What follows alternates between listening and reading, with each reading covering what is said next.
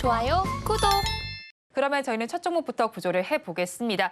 MFM 코리아를 구조해 보겠습니다. MFM 코리아의 경우에는 일본 2차 전지 기업과 6기 2차 전지 양산 장비에 대한 기술 이전 양산 장비 개발을 위한 계약을 체결했다고 어제 밝혀왔습니다. 하지만 오늘 장에서는 밀리고 있는데 어떤 이유가 있는 걸까요?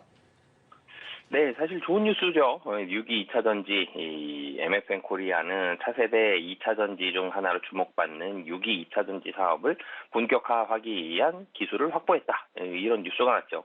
일본 2차 전지 기업과 6기 2차 전지 양산 장비에 대한 기술 이전, 양산 장비 개발을 위한 계약을 체결했다라는 뉴스가 나왔는데 주가는 이 뉴스와는 상관없이 굉장히 많은 하락을 보여주고 있습니다.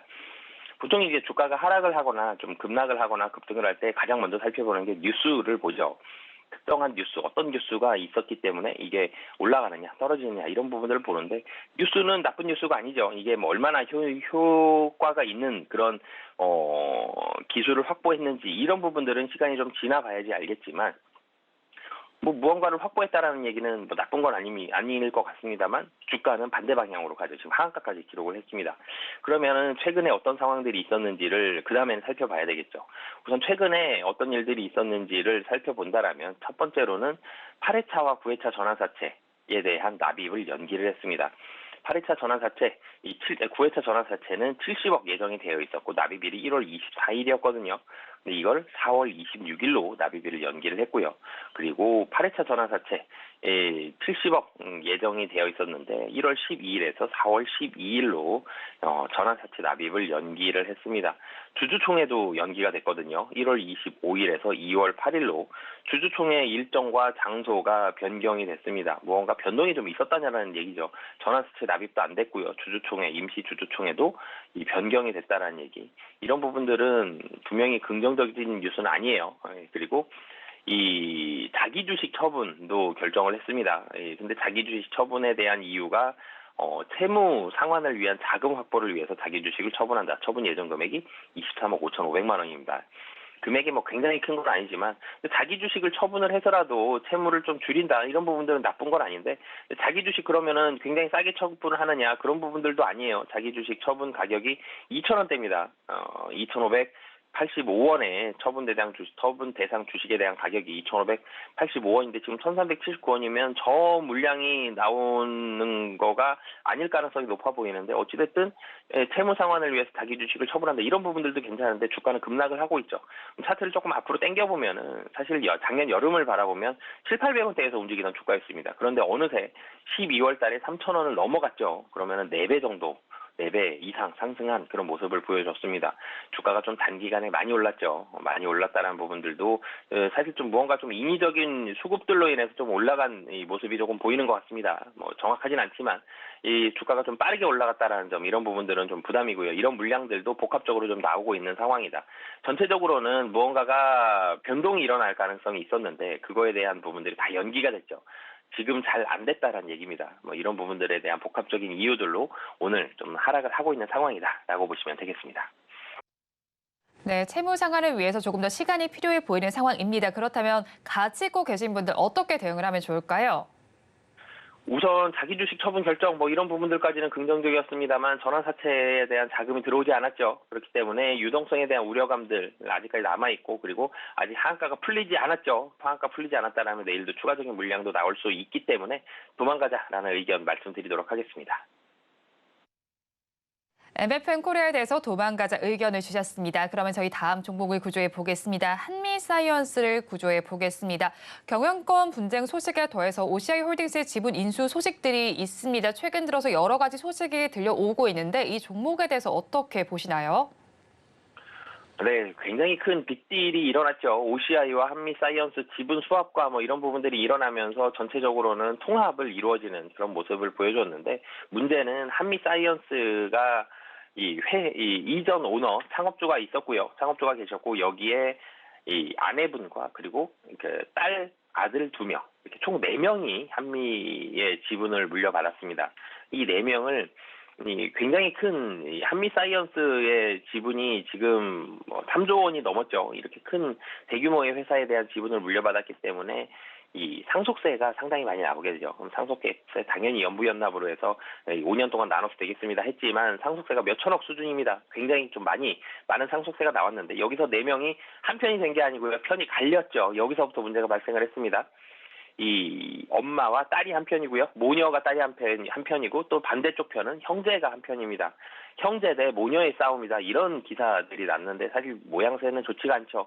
근데 모녀가 추진을 한 게 OCI와의 통합이었습니다. 한미와 OCI 통합이 이 모녀가 추진한 부분이고 형제는 이 부분에서 좀 배제가 된 상황이었죠. 사실 이전부터 갈등에 대한 얘기들은 있었습니다. 이 증여세를 위해서, 상속세를 위해서 사모펀드와의 협력도 사모펀드 운용사와의 이런 손을 잡는 이런 모습들이 이 모녀 사회에서는 펼쳐졌고요. 그런데 이 형제들 쪽에서는 이쪽에 대해서는 배제되는 이런 모습들이 있었습니다. 그러다가 형제를 배제한 상태에서 이 OCI와의 빅딜로 인해서 이 부분을 반대한다. 그러면서 경영권 분쟁이 그러면은 불거지게 되겠죠. 그러면서 지금 이틀 동안 이 42%가 주가가 상승을 했습니다. 시가총액이 조 단위에 있는 회사가 경영권 분쟁으로 인해서 주가가 40% 넘게 좀 상승하는 그런 모습을 보여줬는데요. 사실은 이 OCI와 한미약품은 다른 이종 그룹이죠. 하는 일이 다릅니다. 태양광과 제약인데요.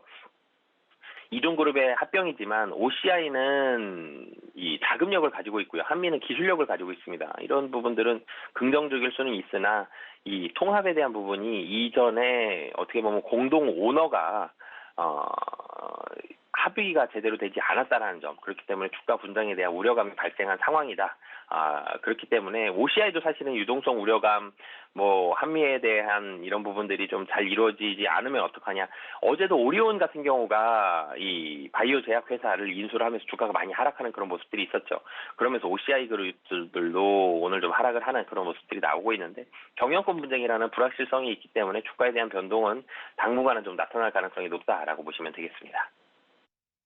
당분간 주가 변동성이 나타날 수 있겠다라고 정리를 해주신 만큼 가지고 계신 분들께서도 좀 불안하실 것 같은데 어떻게 대응 전략 짜면 좋을까요? 네, 도망가자라는 의견을 말씀드리겠고요. 경영권 분쟁이 나면서 주가의 주식에 대한 매입 이런 부분들이 좀 나올 수는 있습니다만 단기적으로 너무 변동성이 크고요. 경영권 분쟁 나오면 기관과 외국인 우선 던집니다.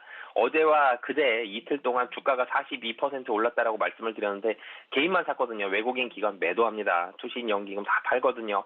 이 오너가 바뀐다라는 부분들, 사실은 경영권 어느 정도 기존 한미그룹에서도 이 경영권을 가지고 교동을 하던 일도 계속 하겠다라는 부분들도 있겠지만 이제는 한미와 OCI 한미그룹이 되는 거거든요.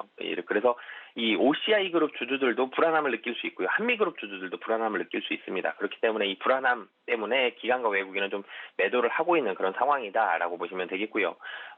그렇기 때문에 단기적으로는 주가에 대한 변동성 그리고 통합에 대한 우려감들이 있기 때문에 좀 도망가자라는 의견 말씀드리겠습니다.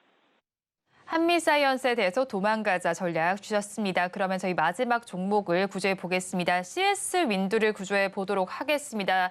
얼마 전이죠. 어제였죠. 트럼프가 경선에서 압승을 하면서 아무래도 신재생 쪽이 좀 타격을 받지 않을까 싶은 생각이 듭니다. 그렇다면 폭력과 관련 주들도 많이 타격을 받을 것 같은데 이 종목들 앞으로 어떻게 봐야 할까요?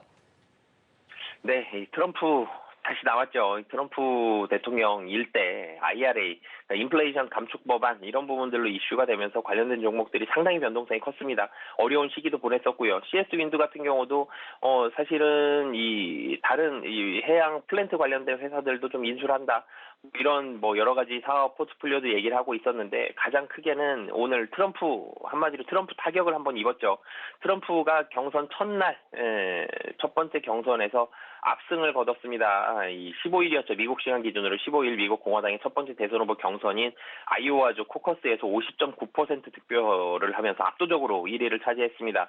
이 2위가 21.3%였기 때문에 공화당에선 트럼프의 재선 가능성 굉장히 좀 올라가는 그런 모습을 보여줬고요. 트럼프는 이전에 IRA에 대해서 역사상 가장 큰 세금 인상이라면서 친환경 에너지에 대한 반감을 표현을 해왔기 때문에 트럼프 전 대통령이죠. 트럼프 전 대통령이 이번에 다시 나와서 당선이 된다라면 IRA가 폐기될 가능성까지 얘기가 나오고 있습니다. 그렇기 때문에 IRA, 인플레이션 감축 법안에 대한 수혜주들은 지금 대체적으로 좀 하락을 하고 있고요.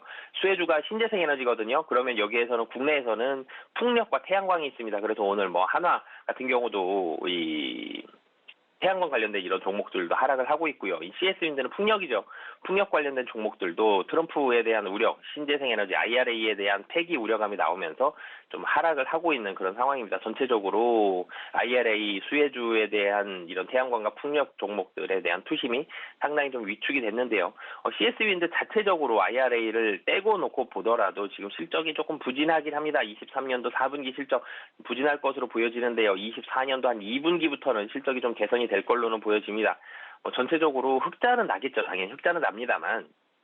천억 이상의 흑자는 납니다만 4분기 실적 좀 부진하고 1분기 넘어서 2분기부터 좀 실적이 개선이 된다라는 점. 그러면 IRA 우려감이 아직 좀 남아있고 실적에 대한 개선 시간은 조금 필요하다라고 보시면 되겠습니다. 네, 환경도 부정적인 만큼 그러면 CS윈드 어떻게 대응 전략 짜면 좋을까요? 네, 우선 단기적으로는 도망가자라는 말씀을 드리겠고요. IRA에 대한 우려감으로 투심이 상당히 좀 위축됐다라는 점, 이런 부분들로 인해서 단기적으로는 좀 도망가자. 하지만 조금 더 길게 봤을 때는 분명히 내년도, 그러니까 금년이죠.